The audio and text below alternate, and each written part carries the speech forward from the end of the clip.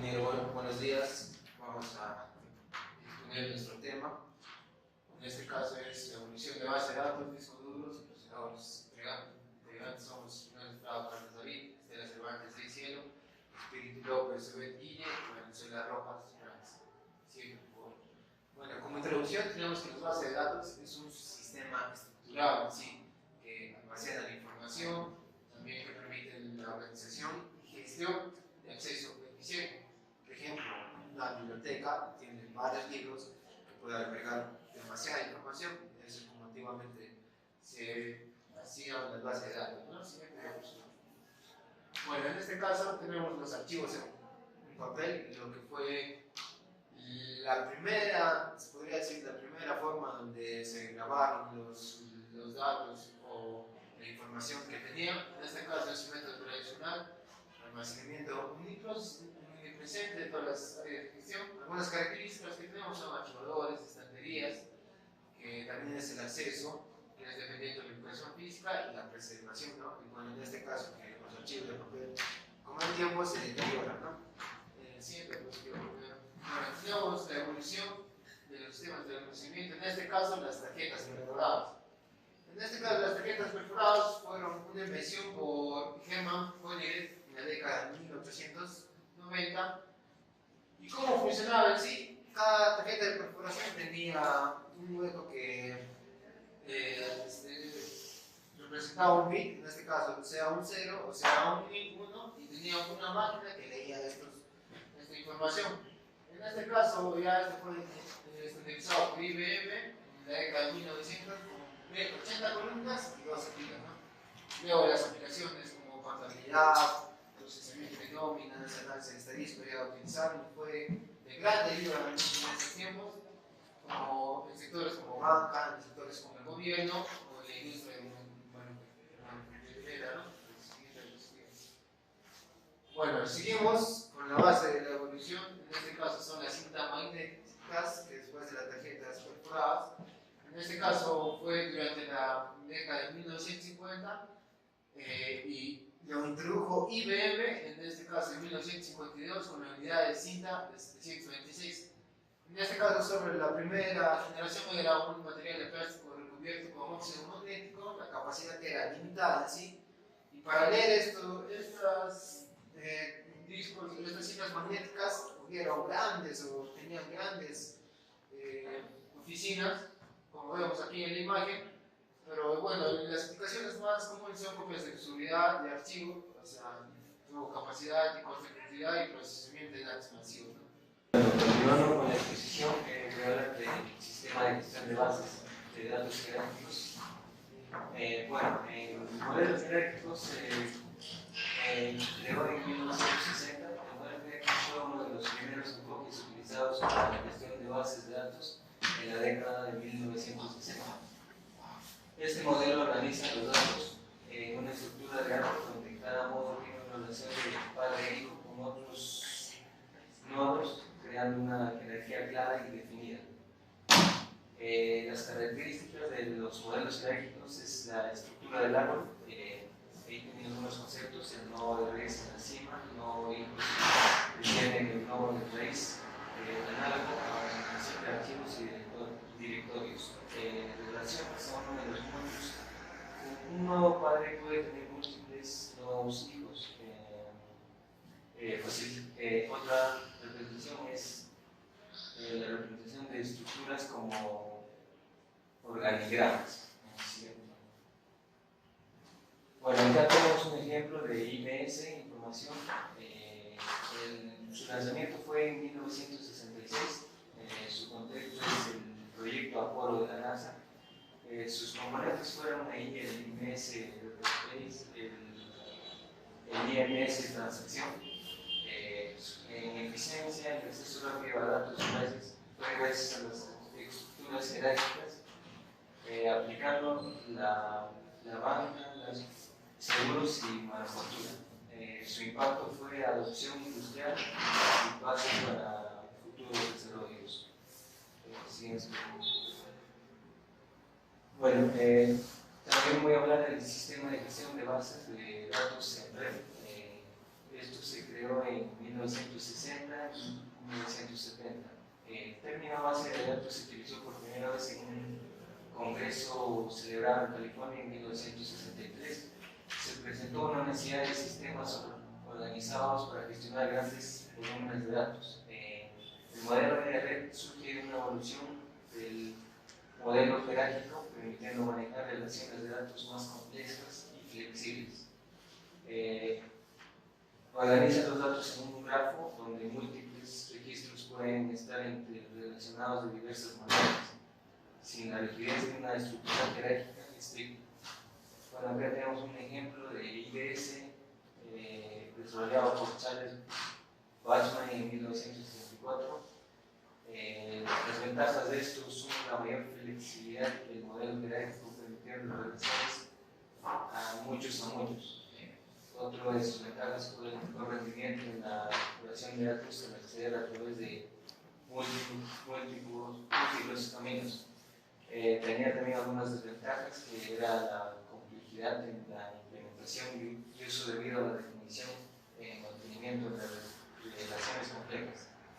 Y otra de las ventajas era el difícil mantenimiento a modificar la estructura de datos. Bueno, continuando con la exposición, base de datos orientados a objetos. Esto surgió en los años 1980 y 1990 a la respuesta de que a las limitaciones de las bases de datos relacionales tradicionales en la gestión de datos complejos y no estructurados como audio, imagen y video.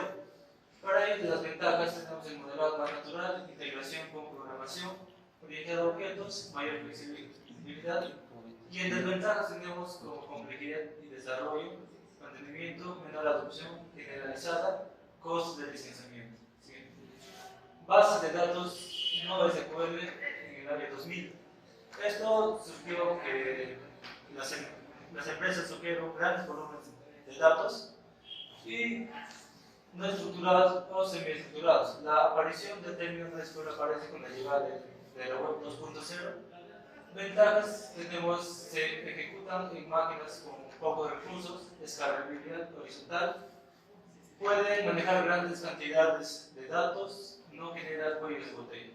Diferencia con SQL: no utilizan SQL como lenguaje de consultas, no utilizan estructuras fijas como tablas para el almacenamiento de los datos y arquitectura distribuida. Siguiente. De datos en la nube. Desde el 2010 la nube revolucionó la manera en que almacenamos datos. Ahora las empresas pueden acceder a bases de datos sin la necesidad de servidores físicos, con alta disponibilidad y menor costo. Con la aparición del servicio en la nube como AWS, Azure y Google Cloud, las bases de datos también migraron en entornos. Ofrecen alta disponibilidad, escalabilidad automática y menores costos de infraestructuras.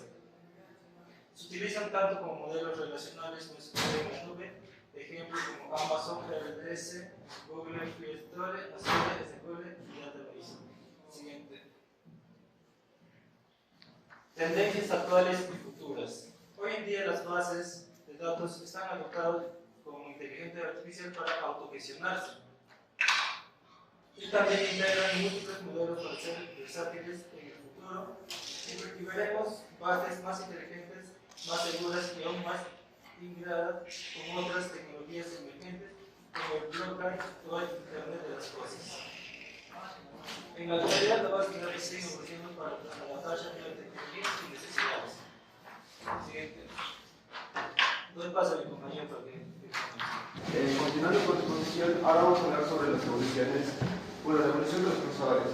En su definición nos habla de que el procesador es conocido como la unidad central del procesador, CPU. Y bueno, lo que hace el procesador es, digamos, es la cabeza de lo que es la computadora. Puede haber varios dispositivos como dispositivos móviles, dispositivos de la computadora, algunos videojuegos también pueden tener eso. Ya. Ahora, sus funciones principales son procesamiento de datos. Lo que hace es interpretar y ejecutar instrucciones de programas, control, cálculos. En la antigüedad hacían más, bueno, se enfocaba más en lo que eran los cálculos matemáticos. En la actualidad ya es mucho más que solo calcular nada más. Velocidades, núcleos y bueno, la arquitectura, depende de cómo está construido este procesador. Ya, bueno, los orígenes. Todo iniciado con lo que son conocidos como tubos de vacío. Ya, pero eso fue cambiado porque era demasiado, porque era como de los pocos y era muy amplio, ocupaba casi todo lo que era un salón aproximado. Después todavía el primer procesador fue gracias a Intel, que fue en 1971 llamado Intel 4004. Fue originado por Intel y el primero fue con 4 bits con capacidad y con 60.000 operadores por segundo. En la actualidad ya es totalmente distinto, ahora ya es como más de 20 millones aproximadamente. Ya, ahora el desarrollo es que en 1970 a 1980, por esa época, llegaron los procesadores de 8 y 16 bits, ya con el Intel 8080 y con Motorola, pero en ese caso lo que Apple no tenía su propio procesador, así que lo que hacía era utilizar Intel o también hablaba de Motorola. Y Apple todavía lo originó pues en 2020 aproximadamente. Ya, en 1990 apareció el primero que fue Basic, pero fue más revolucionario porque era mucho más veloz, digamos, a los antiguos que eran los procesadores más antiguos que había salido. Ahora, procesador multinúcleo, ahí ahora donde aparece ya donde había dos núcleos. Anteriormente solo hablaba de un núcleo nada más, en este caso ya había dos, el Intel Core 2 y ahí también apareció lo que era el AMD. En la actualidad solo hay dos competidores que son AMD y lo que son Intel. Después todavía apareció los procesadores para la Mac, pero no está considerado, solo son dos nada más que están ahora batallas aquí en este mejor. Eso es el último. Ahora, procesadores actuales, como hablamos, el Intel y el AMD, pero supuestamente se parece que el Intel estaba un poquito más mejor que el AMD, pero tal vez con el tiempo será mejor el AMD. Bueno, el Snapdragon, que son para celulares, y como Apple empezó primero en sus procesadores solo para celulares, después todavía se tocó para computadores. Ahora, futuro, se prevé, bueno, a futuro experimentales con potencial evolucionario integrado más profundo con inteligencia artificial y aprendizaje automático. Vamos a dar una breve conclusión de todo el tema de lo que hicimos. Por ejemplo, sobre las bases de datos, de cómo es que a inicios no hubo una base de datos sólido, después todavía fue generado porque primero fueron como dispositivos que podrían integrar en cintas con algún tipo de papel, que los papeles perforados fueron como cartones perforados que a inicios fue solo para lo que eran censos. De ahí se empezó a originar más, hasta que llegó un punto donde se podría llamar base de datos, donde podrías organizar esos datos, almacenar esos datos y poder distribuirlos. Ahora también sobre lo que son los discos duros, que al inicio también fueron poco a poco iniciando una evolución, a la actualidad también conocemos como discos duros, que benefician mucho y la capacidad que tienen es inmensa en los computadores grandísimos que tenemos en la actualidad.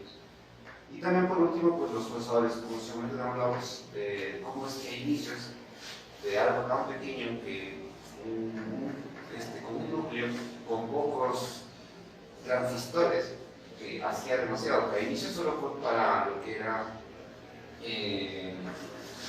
multiplicación, o sea, todo lo que eran operadores matemáticos lo hacían. Ahora en la actualidad puedes hacer lo que sea, tanto para juegos, tanto para edición de videos, para tareas básicas como Word y todo eso, hay un montón. En la actualidad se puede decir que hasta los procesadores son demasiados para el uso cotidiano que tenemos hoy día. Bueno, eso sería todo en la conclusión.